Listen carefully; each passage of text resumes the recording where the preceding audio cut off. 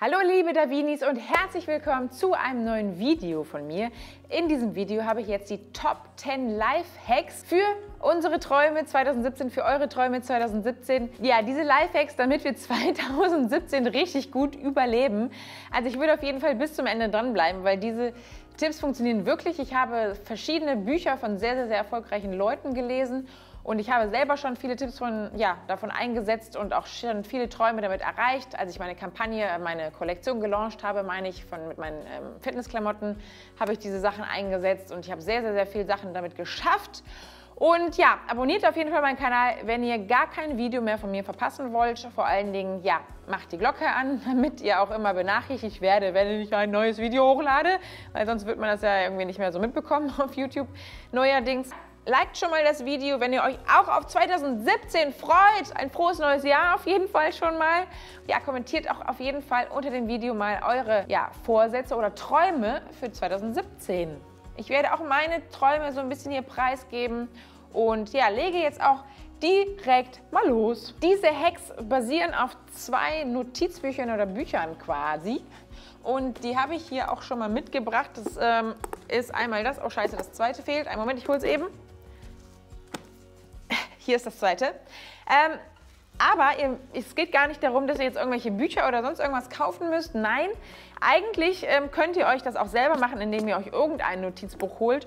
Und diese Sachen, die ich euch jetzt nämlich erzähle oder mit euch teile, könnt ihr nämlich ganz einfach auch selbst machen, weil diese Tipps habe ich so ein bisschen aus diesen Büchern entnommen. Aber eigentlich ist mein erster Tipp, ich habe 2 Notizbücher. Ich weiß, das sieht jetzt ein bisschen crazy aus. Das sind so Träumbücher, wo man halt so seine Ziele ganz gut mit erreichen kann. Weil mit dem einen habe ich irgendwie angefangen und jetzt bin ich bei dem. Ich mache beide so ein bisschen, aber eigentlich mehr das. Also ich habe 2 ausprobiert, aber beide sind sehr, sehr gut. Das hier ist die englische Variante. Das ist nämlich aus den USA eigentlich. Das habe ich da entdeckt. Kann man auch im Internet bestellen. Ich kann die auch mal in die Beschreibung reinschreiben. Also ihr seht, ich habe hier wirklich angefangen und das auch schon sehr, sehr weit durchgemacht.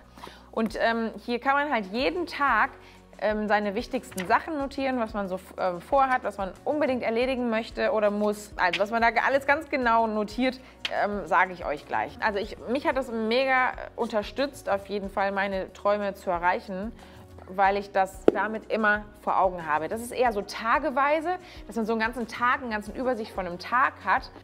Die zweite Variante, mein zweiter Hack ist, die deutsche Variante ist nämlich ein deutsches Buch, Klarheit heißt das.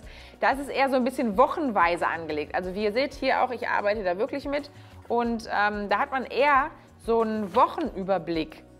Nicht so, also der einzelne Tag ist sehr klein, also meiner Meinung nach ein bisschen zu klein, aber man hat ja auch einen guten Wochenüberblick und das finde ich so für den Überblick über die Woche, wie ich es ja gerade schon gesagt habe, irgendwie viel, viel besser. Ich werde es auch noch mal unten in die Beschreibung reinschreiben, aber wie gesagt, ihr könnt euch auch einfach ein Notizbuch kaufen, ein ganz günstiges, wo ihr euch das selber machen könnt. Und hier sind meine Hacks, meine weiteren Hacks. Und zwar basierend auf diesem deutschen Buch erstmal einen Wochenplan zu machen. Also wir haben ja verschiedene Träume, die wir erreichen möchten und dafür müssen wir verschiedene Aufgaben erledigen. Da kommen wir leider nicht drum rum. Und wenn ein Traum von uns zum Beispiel ist, wir möchten besonders gute Noten haben, dann ist es natürlich gut, dass man über die Woche in der Schule oder auch in der Uni immer ganz genau weiß, wann ist welche Prüfung und vor allen Dingen auch so kleinere Sachen, damit wenn irgendwann mal in 3 Monaten eine Prüfung ansteht oder eine Klausur oder sonst irgendwas und man dafür lernen möchte, dann sollte man sich ja auch ein paar Wochen vorher schon mal so ein bisschen aufteilen, wie man das am besten angeht. Und da finde ich halt eben so eine Wochenübersicht unerlässlich und man verliert sein Ziel halt einfach nicht so aus den Augen. Da kann man sich also ganz einfach im Notizbuch das Blatt quasi quer nehmen und da Montag, Dienstag, Mittwoch, Donnerstag, Freitag, Samstag, Sonntag draufschreiben und da halt die verschiedenen Aktivitäten oder das, was man halt erledigen möchte und muss, aufschreiben. Beim 4. Hack bin ich schon. Also wir legen uns ja häufig so To-Do-Listen und sowas an und die sind auch super gut, weil dann hat man auch schon mal einen Überblick. Man arbeitet die meistens aber ab, aber man priorisiert den nicht. Also man sagt nicht, okay, was ist besonders wichtig, was ist mir besonders wichtig und was ist halt nicht so wichtig. Man versucht irgendwie immer 10 Millionen Aufgaben zu schaffen, 10, 20 am Tag und wundert sich dann am Abend, warum man nicht alles geschafft hat. Das habe ich ganz, ganz häufig früher so gehabt. Und seitdem ich aber mir immer aufschreibe, was die 3 wichtigsten Sachen für diesen Tag sind, also aus dieser To-Do-Liste, also ich schreibe eine To-Do-Liste auf, dann picke ich mir die 3 wichtigsten Sachen raus Und diese 3 wichtigsten Sachen möchte ich unbedingt an diesem Tag erledigen. Und wisst ihr was? Diese 3 Sachen kriege ich immer hin. Meistens schaffe ich sogar ein bisschen mehr, dann bin ich super, super, super glücklich. Aber ich bin am Abend halt schon glücklich, wenn ich 3 Sachen schaffe. Es müssen aber auch nicht immer 3 Sachen sein. Es können natürlich auch nur 2 Sachen sein oder eine, je nachdem, in welcher Phase man gerade steckt. Aber mir hat das wirklich enorm geholfen und ich kenne auch ganz, ganz, ganz viele andere Leute, die das genauso machen und denen das auch echt richtig hilft. Als 5. Hack, der gefällt mir besonders gut und euch wahrscheinlich auch, und zwar motivierende Sprüche überall aufhängen oder irgendwie tragen. Zum Beispiel habe ich so Bänder, da steht "Today I can do anything", die trage ich meistens und dann kann ich das immer lesen und denke ich mir so, yeah, ich kann heute alles machen. Oder so ganz viele verschiedene Sprüche halt irgendwo aufhängen, am Badezimmerspiegel, irgendwo über dem Bett oder da, wo man es häufig sieht. Oder auch ins Notizbuch, hier sind nämlich auch immer, zum Beispiel in diesem Buch sind auch ganz, ganz coole Sprüche immer drin. Zum Beispiel, hab keine Angst vor Perfektion, du wirst sie nie erreichen. Da ist so viel Wahrheit drin. Ich als alter Perfektionist auch. Ich bin es lange nicht mehr, zum Glück, weil es hat mich immer zur Weißglut gebracht. Und die dann halt, oder auch als Handy-Hintergrund oder irgendwo hinschreiben, ja, wo du es immer siehst. Und ich finde, es macht richtig Spaß, sich richtig motivierende Sprüche und Worte rauszusuchen. Man kann sich natürlich auch selber was überlegen, aber im Internet findet man auch ganz, ganz viel Inspiration. Dann sind wir auch schon beim 6. Hack, der gefällt mir auch besonders gut. Dankbarkeit zeigen. Wir müssen ein bisschen mehr Dankbarkeit zeigen. Nein, aber warum eigentlich? Also, ich komme da auch so ein bisschen drauf, weil ich habe mal in einem Kommentar gelesen, da hat mich eine gefragt, Veronika, du erzählst manchmal davon, also wir sollen also positiver werden, das ist irgendwie wichtig fürs Leben, weil dann bin ich besser gelaunt im Alltag, ich schaffe mehr Sachen und ich kann meine Träume erfüllen. Ja, aber wie geht das denn eigentlich? Zum Beispiel, wenn man eben Dankbarkeit morgens und abends zeigt. Das mache ich auch jeden Morgen und ich schreibe mir jeden Morgen 3 Sachen auf und jeden Abend auch, für die ich besonders dankbar bin. Das sind ganz, ganz kleine Sachen manchmal.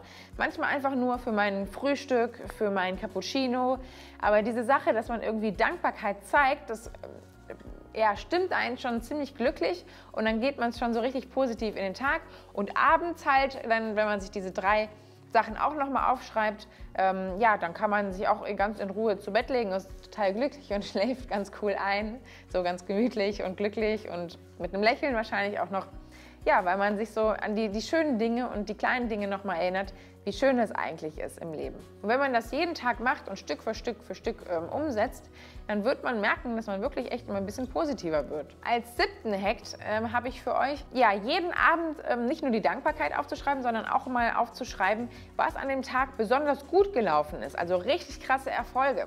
Das muss auch nicht immer was super Großes sein, aber also das sind meistens so 3 Sachen, die ich mir da auch überlege, wo ich mich halt richtig drüber freue, weil häufig so im Alltag vergisst man, wie viele schöne Sachen man selber ohne Hilfe schon geschafft hat. Man denkt halt so dann über den Tag irgendwie so, ich habe heute wieder nichts geschafft und ich bin zu nichts gut. Und wenn man sich aber am Abend nochmal dran erinnert, ey krass, guck mal, was ich eigentlich alles gemacht habe, weil dann überlegt man nämlich erstmal richtig erst und dann weiß man so, hey, cool, ich kann es ja doch. Und das motiviert echt total krass für die nächsten Tage, Wochen, für alle möglichen Träume und Ziele. Als 8. Hack habe ich auch etwas Cooles, und zwar eine Shitlist machen. Wenn man sich nämlich so ein bisschen anschaut, warum man seine Träume nicht erreicht, ist es ja auch häufig so, dass man so ganz viele unangenehme Sachen hat oder unangenehme Gespräche, so negative Sachen, die vorfallen. Und das ist aber meistens etwas, was man vermeiden kann. Also wenn man zum Beispiel immer jemandem hilft, der aber immer total gemein zu einem ist, aber man irgendwie immer dieser Person geholfen hat, dann kann man sich zum Beispiel aufschreiben, okay, das mache ich ab nächstem Jahr jetzt nicht mehr, weil mich das runterzieht, weil die Person nicht dankbar ist, weil es mir irgendwie überhaupt nichts bringt und ich danach immer total scheiße drauf bin. Und dann, wenn man so scheiße drauf ist, das geht ins Unterbewusstsein und dann schafft man nämlich seine Sachen nämlich nicht mehr. Aber ich würde euch vorschlagen, sich einfach mal hinzusetzen und zu überlegen, okay, welche Sachen halten mich von meinen positiven, super Träumen und Sachen ab. Und dann seht ihr, wie schnell sich da eine Liste auch wirklich anhäuft. Und dann versucht ihr einfach mal peu à peu das im neuen Jahr einfach zu lassen. Ihr wisst, ich bin ein sportlicher Mensch und als 9. Tipp kann ich mir auch diesen Tipp nicht verkneifen. Sport hilft mir auch, meine Träume zu erreichen. Wieso eigentlich? Ja, Sport hilft mir, gut gelaunt zu sein, Sachen auch zu schaffen irgendwie.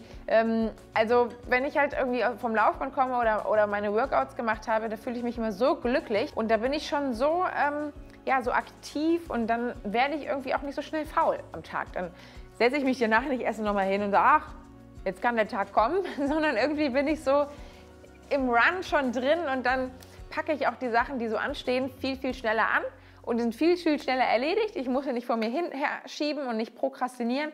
Und schwuppsdiwupps bin ich glücklich am Abend, dass ich das wirklich auch geschafft habe. So, jetzt habe ich eine Sache noch vergessen. Wir haben ja jetzt schon viel darüber geredet, was man machen kann, um seine Träume zu erreichen. Hier Shitlisten machen, die 3 wichtigsten Sachen aufschreiben und so weiter. Aber man muss natürlich auch wissen, was für Träume man hat.